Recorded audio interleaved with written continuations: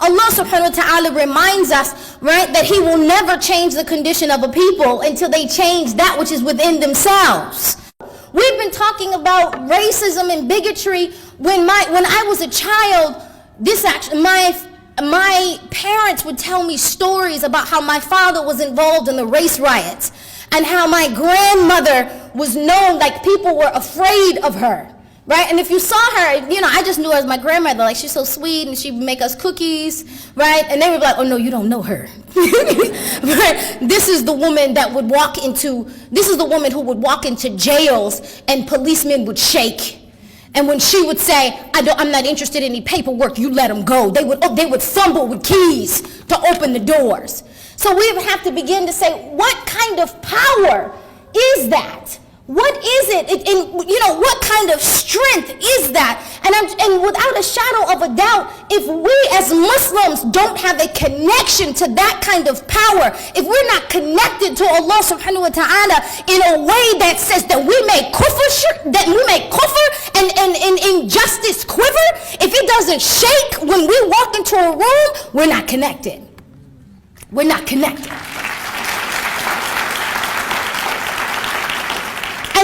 And it's just kind of like, there's a lot of electricity and power in the room, but unless I'm actually plugged into that power, I've got nothing coming, right? If your phone's gonna die, you've got nothing coming. And so looking at our internal condition, I want us to do these three things really quickly, bi'idhnillah.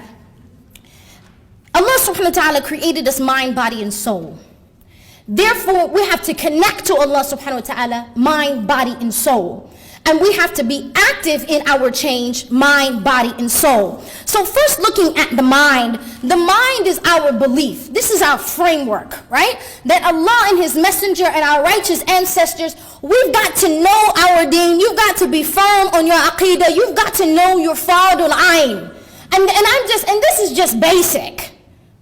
I'm talking about just some of the basics. Most of us say, no, I believe in Allah and I believe in His messengers, but do you really know how to approach this work, right? And how did they approach this work? Because if not, we're going to make some fatal mistakes. And this is why Allah is saying, I'm not changing your condition. Not yet. So then looking at the body. What would be the body in this case? Yes, in terms of activism, but more importantly, do you know the statistics? Do you know the laws of the land? Right? The laws of the land in this case, that's what's going to arm you. That's what's going to give you the hands in order to take action. How many of us are real? That's something we're actually, and I'm not talking about you got to go to law school. I'm talking about you need to go back to Carter G. Woodson's book about the miseducation of the Negro and how important it is for you to know the law of the land. That if you don't know the law, we're not going to know where the loopholes were. In all honesty, this was actually some of the benefit of the laymen of the civil rights movement. This was the benefit actually of Martin Luther King and Malcolm X, and this was the benefit of the Black Panthers because they knew the law. Right? And they knew I can be active, I can address this problem, I can come forward to this level. And when you try to attack me, back up, because I've got knowledge of how to do this. Right? And then when we look at the soul of our community, this is important because without a shadow of a doubt, the level of racism and bigotry that we suffer on a regular, especially if you're a muhajjaba. May Allah subhanahu wa ta'ala ennoble your rank and bless you forever, because our muhajjaba, they're on the front lines, right? Our brothers, may Allah bless them. Many of them, especially, everybody's got a beard today, right? And I'm not saying don't take off your beard. Please don't do it, right? But in terms of the Muslim women who are choosing to go out every day with the decision that I'm going to do exactly as Allah subhanahu wa ta'ala says in Surah Al-Ahzab, that basically so that she may be known, right? So that she may be known as a free and believing woman. The fact that she's saying I'm going out every day and I'm representing. Who am I representing? I'm representing Allah and His Messenger, and I'm representing my community. That comes with heavy price. I don't know if you know of Muslim women in New York. There's a woman in hijab. She's praying in the park.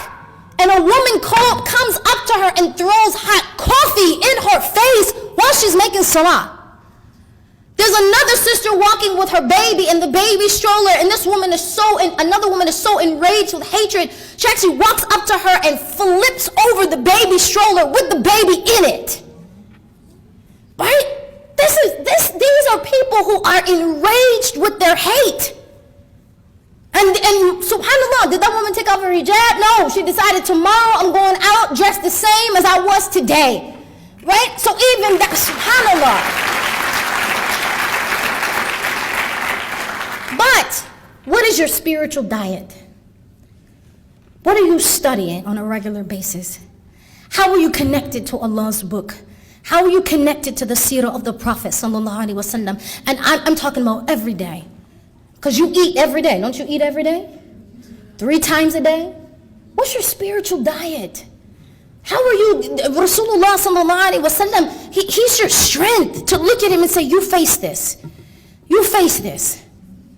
When they were plotting to kill you every day, you face this. So drawing strength from that.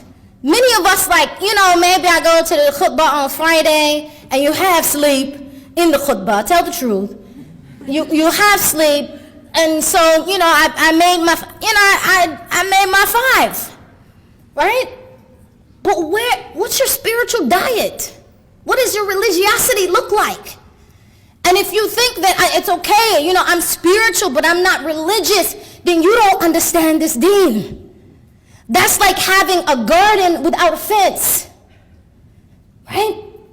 It's like if you got all this spirituality but it's not guided by the Quran and the Sunnah, if you don't have religiosity, you've got no deen. And your spirituality, in all honesty, is like hocus pocus. Imam al-Ghazali, he said that fiqh without tazkiyah, or the purification of the heart, is exercise, right? And spirituality without fiqh is a waste of time.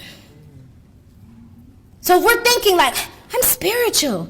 No, you're just emotional. And you don't know it yet. Right? Because when you have true spirituality, it keeps you consistent with your religiosity. It keeps you consistent in going back to the source. What's your vitamins? What's your boosters? Right? What are your boosters? Like I've got my, and if you're missing salawat, right? If you're missing your daily 5 and you're missing your recitation of Quran in the morning and you're missing, what's your, you've already got serious holes. So what's your vitamins? What's your sunnah to support that? Right? To support the diet. What are not just your sunnah prayers, because that's just for you. What are your sunnah activities in terms of serving the poor? Did you know Rasulullah sallallahu alaihi wasallam, he said, I love the poor. I love them. When we looked at where were Ahl al-Sifat, where were the homeless people during the time of Rasulullah sallallahu alaihi wasallam, where could you find the homeless people? On his porch. Right? That when Abu Hurairah radiallahu ta'ala anhu, when he came to the Prophet sallallahu alaihi wasallam, and I won't go through the story because it's a long story, when he was so hungry that he started to hallucinate. And the Prophet ﷺ told him, come with me. I know what you need. Right? He passed by other Sahaba and they were like, I don't know what you're going through, Abu Hurairah. I don't understand. Right? But when the Prophet ﷺ saw him, he said, I know what that is. I can relate. I understand your problem. So he said, come with me. So he came to him. He went to his own house. And he asked his family, do we have anything to eat? And they said, La ya Rasulullah, we don't have anything to eat. But somebody did send some milk. Right? Can you imagine? How many of you go home and you're like, Mama, what we got to eat? What we going to eat? You ask your wife, what's to eat? What's for eat? Nothing. But somebody sent some milk. So they brought him a cup of milk. And so before he gives the milk to Abu Hurairah radiallahu ta'ala anhu, he says, Call Ahl al-Sifat. And Abu Hurairah was like, yo! I knew he was going to say that, right? I knew he was going to say bring them. And so he calls them, and it's about 70 of them. Can you imagine 70 homeless people show up to your door and want some food? I want you to think about the stench of homeless people. I want you to think about the desperation on the looks of people who are that poor. of us, when we pass by them, we're trying to hold our nose. We're trying to step a little bit to the side, make sure they don't touch us. Right? But he's calling them. And whatever little bit he has, he's giving it to them. He's sharing it with them. Once one of them walked into the halaqah, and the companion sitting beside Rasulullah sallallahu alaihi wasallam, he gathered his clothes because he didn't want his stench. He didn't want him to touch him or to touch his clothes. And so the Prophet sallallahu alaihi wasallam, he looked at him with a look of disdain. And he said, "Are you afraid that you will catch what he has? Are you afraid his poverty is contagious?" And so the poor man, he said, "Ya Rasulullah, don't worry. I'm afraid I'll catch what he has."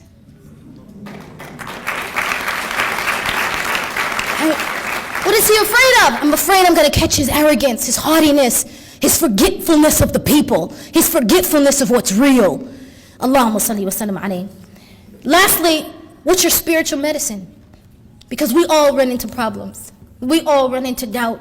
We all run into burnout. We all run into, I don't know what I can do. I don't know how to help. I don't know. We all run into depression. Yes, we all run into depression. Oh, what you said, oh my God, the Muslims, they don't get depressed. Stop it. The Rasul sallallahu alayhi wa sahbihi wa sallam, he had a year of sorrow. He had a year of burnout. A year. Where he's like, I don't hear the angel Jibreel. Allah subhanahu wa ta'ala is not giving me any revelation. I'm in poverty and all of my people are in poverty. We are all refugees on this mountain together. And they're relying on me and I don't have a solution for them, and I'm watching my own wife and children wither away. And then Khadija passes away. The level of helplessness that he felt. And he had a year of sorrow. What helps you get out the bed when you have those moments of sadness? What helps you get out the bed when you have depression? What helps you get out the bed when you're like, I don't have an answer? What helps you get out the bed when you're just like, I'm so mad. I have all of this rage inside me about what's happening, sometimes in my own family or in my own community. I have all of this rage, but I've got nowhere to put it. Do you sign up for ISIS? Because that's what some people are doing. May Allah help and protect us. Because they're saying, where are the people who are doing the change? May Allah save and protect us. Because trust me, for all those, my agents and on the camera who are listening, that's not the way. Let me make that very clear. So what do? What's your spiritual medicine? You can't get in this work.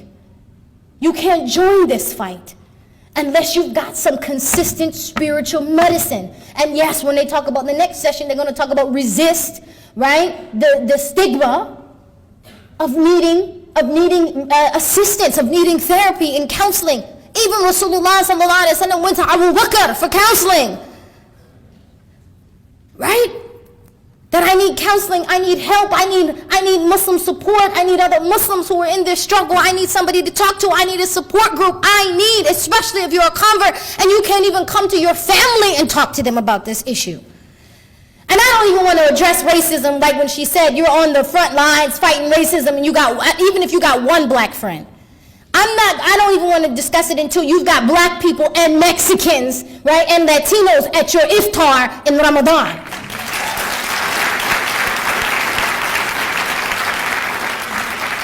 Until they're a part of your Eid celebrations. Not you see them at the masjid and you wave at them from afar, but they're actually, because many of them who are converts and who've left their family holidays and who've distanced themselves to some degree to join this deen, they're very lonely and they're very sad on the day of Eid. Right? Because they said, I've got nobody to connect to. I've got nobody to share this supposed joy and this Eid with. So are they at your tables? And when you invite them, are you serving biryani or kebab? Or did you invite them to some barbecue chicken and some mac and cheese and some yams and some greens? Because that's what I eat.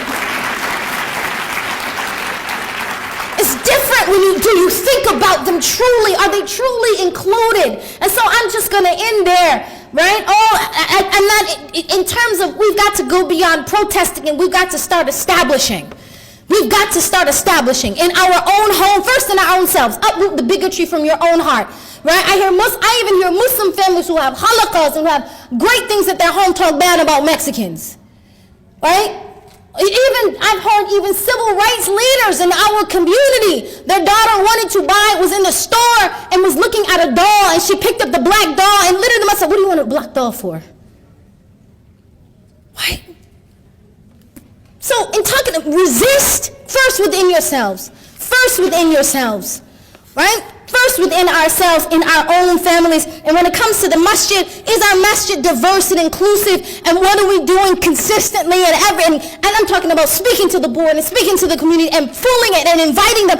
Don't just go out to them and serve them food, but you don't invite them to your house. Don't just go clean up their communities, but the Latinos don't get invited to the masjid.